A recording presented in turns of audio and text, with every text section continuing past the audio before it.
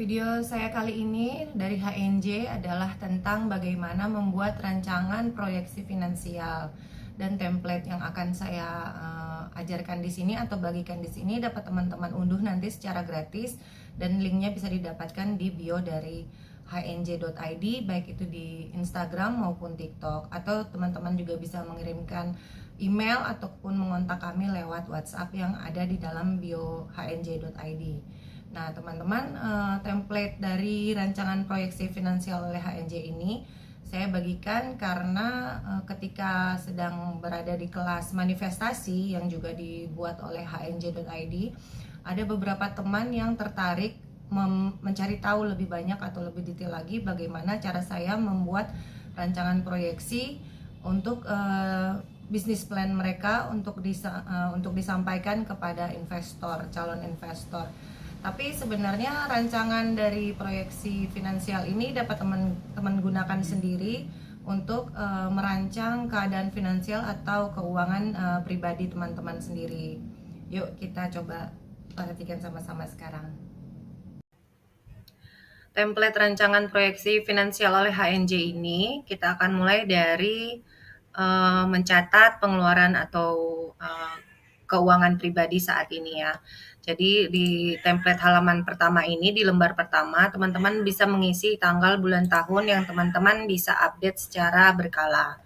Kemudian ada beberapa kode warna di sini yang saya ingin teman-teman perhatikan ketika mengelola template ini. Yang pertama adalah yang berwarna merah, di mana warna merah ini jangan teman-teman kulik sama sekali karena sudah ada rumusnya yang akan secara otomatis menghitung total dan sebagainya, sehingga teman-teman bisa melihat nanti di akhir halaman itu ada halaman untung rugi. Nah, saya mengambil contoh di sini sumber penghasilan ada 2, di mana yang pertama adalah gaji bulanan ketika teman-teman mungkin bekerja di sebuah perusahaan atau tempat ya, dengan nominal yang hanyalah contoh ini sebesar 8 juta rupiah. Besarnya ini teman-teman bisa isi sesuai dengan keinginan teman-teman sendiri ya. Kemudian sumber kedua adalah rata-rata sampingan dari karya gambar yang teman-teman jual secara per bulannya. Kenapa saya ngambil contoh karya gambar? Karena sedang beberapa teman yang mengikuti kelas manifestasi ini ada yang meminta bagaimana kalau ia hobinya adalah menggambar. Nah, teman-teman bisa isi, misalnya kalau di sini teman-teman ada yang hobi memasak, bisa ditulis karya atau hasil masaknya ya yang dijual sebagai sumber pendapatan kedua. Kemudian ini totalnya 9 juta rupiah. Nah, berikutnya kita akan masuk ke cash flow keuangan pribadi saat ini. Tentu aja items di sini teman-teman bisa sesuaikan sendiri ya. Apa saja, misalnya kalau di tabel ini adalah tagihan listrik, di mana jumlahnya 4 kali seminggu itu teman-teman mengisi Rp100.000.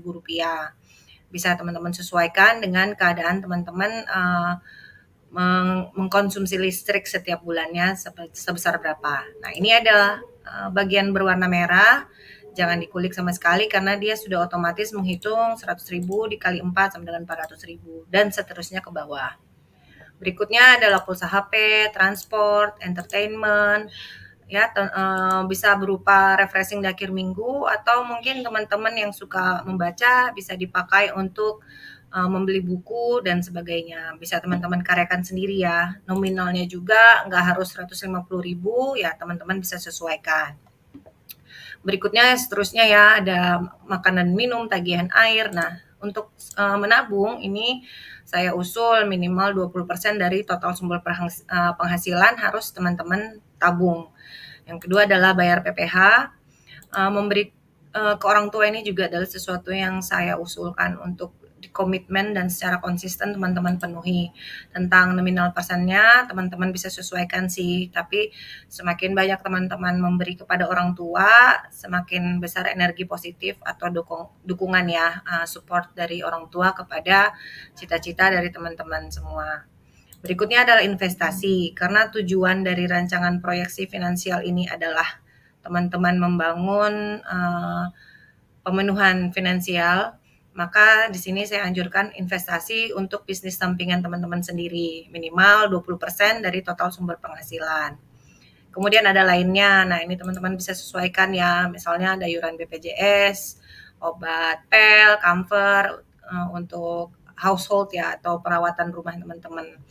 Nah untuk BPJS mungkin ada yang sudah ditanggung oleh tempat kerja teman-teman, itu teman-teman bisa alokasikan untuk kebutuhan lain-lainnya, misalnya dana emergency dan macam-macam ya, teman-teman bisa perhatikan sendiri dan sesuaikan.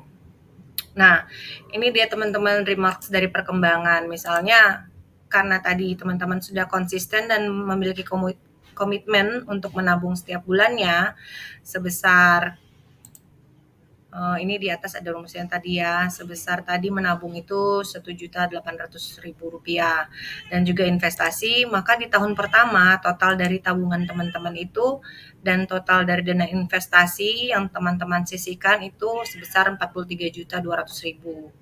Tentu aja kan kita nggak mungkin atau tidak mungkin ya untuk menunggu 1 tahun ini baru boleh bergerak. Bisa dimulai sejak bulan pertama pos investasi teman-teman udah terpenuhi dari gaji. Nah, ini teman-teman bisa langsung melakukan usaha dan cara menghitungnya kita akan bahas di lembar-lembar berikutnya. Berikutnya, setelah teman-teman dapatkan atau menyusun cash flow keuangan pribadi saat ini yang real, teman-teman mulai men-set up goal atau tujuan apa yang akan teman-teman lakukan kalau misalnya teman-teman meraih sebesar 25 juta gaji atau sumber penghasilan bulanan. Ini adalah maksudnya impian ya atau cita-cita. Kenapa saya pakai angka 25 juta? Karena dalam kelas manifestasi itu saya pernah menceritakan bagaimana saya berhasil memanifestasi kenaikan gaji yang tadinya hanya 2,5 juta rupiah per bulan dan itu belum dipotong oleh macam-macam lagi potongan dari perusahaan sampai waktu itu bersihnya hanya 1,8 juta.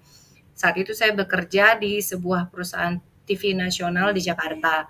Kemudian saya melakukan setelah saya memiliki keinginan, saya yakin saya bisa mendapatnya, saya juga melakukan aksi, yaitu saya melakukan memasukkan lamaran ke tempat kerja lainnya. Dan kebetulan dalam perjalanan, sebenarnya bukan kebetulan ya, dan dalam perjalanan manifestasi saya terhadap keadaan finansial tersebut, saya berhasil mendapatkan gaji yang berkali lipat besarnya. Nah, teman-teman mungkin bisa mengikutinya seperti yang saya buat di table ini, cash flow keuangan pribadi impian ya.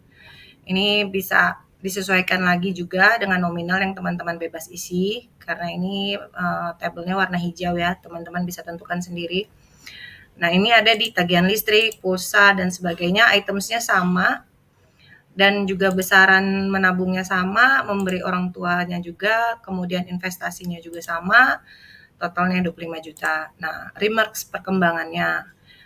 Di tahun pertama berhasil mengumpulkan 120 juta, tahun kedua, tahun ketiga, sampai di tahun kelima ada 600 juta. Dan sama seperti sebelumnya, tentu aja kita tidak mau menunggu sampai ini tercapai dulu untuk mengembangkan bisnis impian atau usaha impian kita sendiri ya. Jadi kita akan membuat sejak di bulan pertama setelah mendapatkan 1 bulan pos investasi, kita akan menyusun bisnis impian kita. Nah, yang berikutnya kita akan masuk ke tabel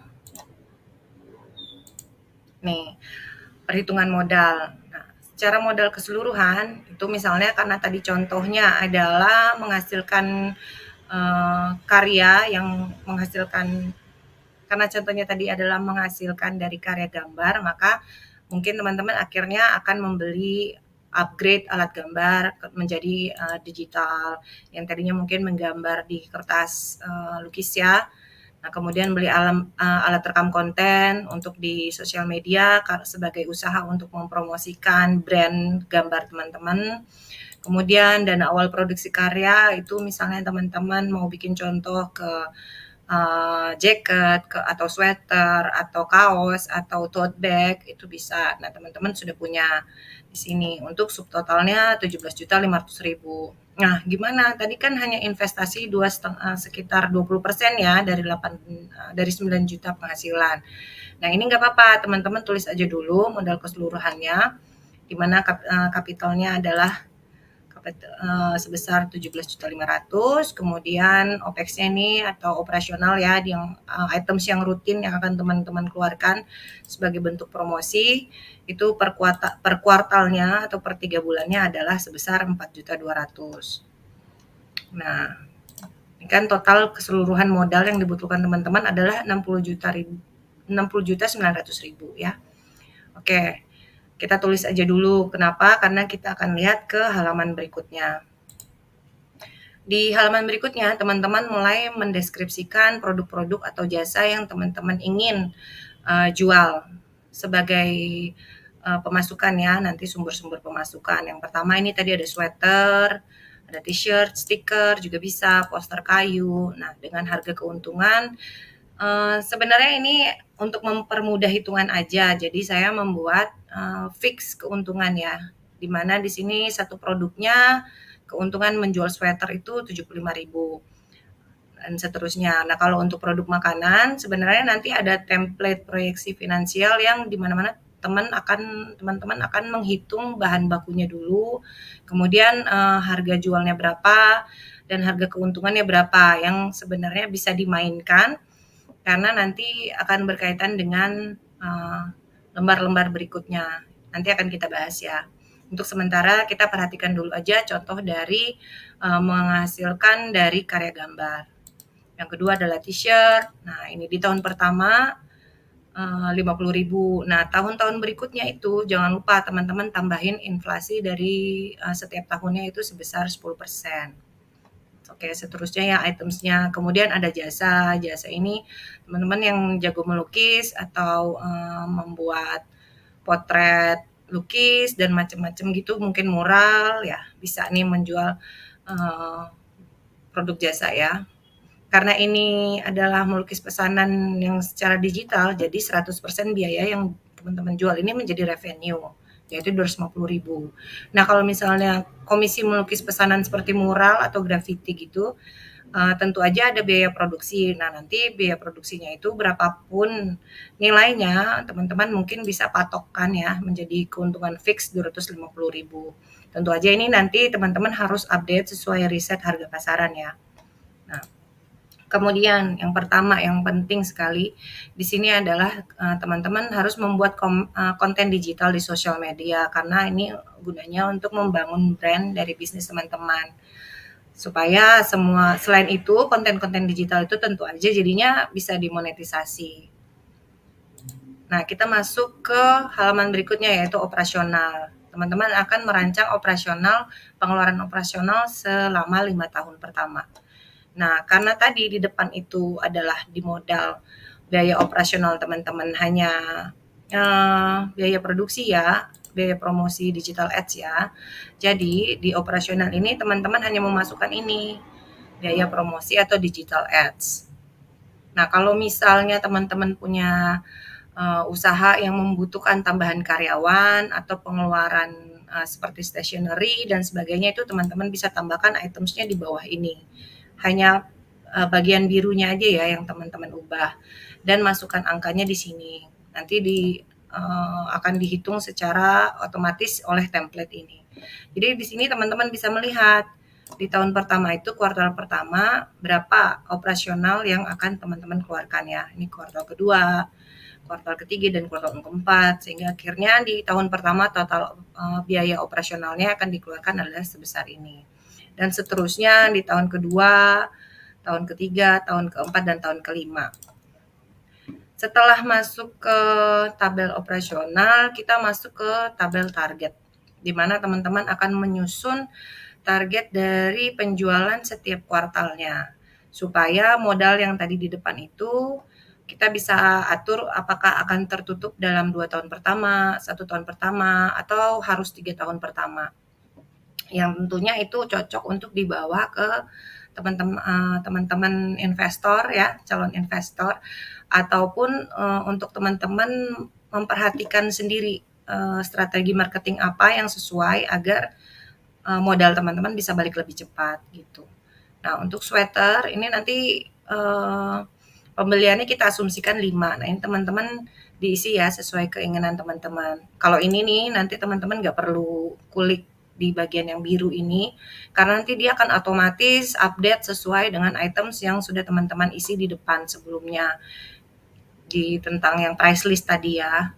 Nah ini, di sini teman-teman hitung, misalnya di kuartal pertama hanya bisa menjual 5 sweater, dan 5 t-shirt, 5 stiker, 5 poster kayu, dan belum melakukan komisi melukis pesanan karena mungkin di 3 bulan pertama ini teman-teman masih mencari-cari strategi bagaimana menyusun waktu ya, karena sembari melakukan pekerjaan pekerjaan utama di sebuah perusahaan. Nah, di kuartal kedua ini targetnya meningkat. Tentunya ketika udah masuk ke kuartal kedua, teman-teman harus mencatat nih. Ini kita siapkan sebuah kolom di sini.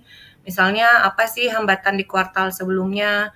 Mungkin time management ya, cara mengatur waktu. Nah, ketika di kuartal kedua ini teman-teman harus mulai kasih solusi terhadap teman-teman sendiri. Gimana caranya supaya target yang meningkat ini bisa terpenuhi. Mungkin teman-teman bisa memperluas promosi atau kemana aja ya, mungkin promosi offline di teman-teman di tempat kantor teman-teman sendiri atau juga secara digital. Nah, sebentar. Ini nanti bisa berlanjut ke tahun kedua, tahun ketiga, tahun keempat, dan sampai ke tahun kelima. Oke, dimana setiap targetnya meningkat ya setiap kuartal. Nah, sekarang kita lihat alur kas. Nah, di alur kas ini teman-teman khusus untuk lembar ini jangan dikulik sama sekali karena sudah auto terkoneksi dengan lembaran-lembaran sebelumnya dan lembaran-lembaran setelahnya ya. Nah, di sini teman-teman bisa lihat dengan pengeluaran modal keseluruhan tadi dan produk-produk yang teman-teman jual maupun jasa, itu teman-teman di kuartal kedua akan seperti apa keadaan finansialnya. Nah, di sini kan kelihatan nih sampai di kuartal kedua tahun kedua itu malah kuartal pertama tahun kedua ya, malah jadi makin tinggi nih hutangnya ya. Nanti di kuartal 2 dia mulai pelan-pelan menurun karena targetnya sudah mulai bisa menutupi modal yang dikeluarkan. Sampai kemudian kelihatan di sini di kuartal pertama tahun keempat di mana teman-teman bisa meraup revenue bersih ya sebesar 20.030.000 ini dan seterusnya hingga ke tahun kelima gitu. Nah, untung rugi, sekarang kita ke untung rugi. Ini sama, lembaran ini jangan dikulik ya, karena dia auto terkait dengan lembaran-lembaran lainnya. Sini kelihatan total pemasukan teman-teman berapa, total biaya promosinya berapa, ya total operasionalnya berapa, keuntungan sebelum pajaknya berapa, modalnya yang tadi di halaman kedua itu berapa, kemudian pembayar pajak, sehingga di sini kelihatan ROI-nya atau return of investment-nya itu 494%. Nah, tentu aja teman-teman akan menyesuaikan nih gimana caranya kalau misalnya target saya ini saya perpanjang atau maksudnya perbanyak gitu ya. Bisa teman-teman ini supaya ROI-nya semakin tinggi dan break even point-nya itu semakin cepat misalnya di tahun kedua, tidak di tahun ketiga ya. Itu teman-teman bisa atur semua dari lembar target yang ada di template ini.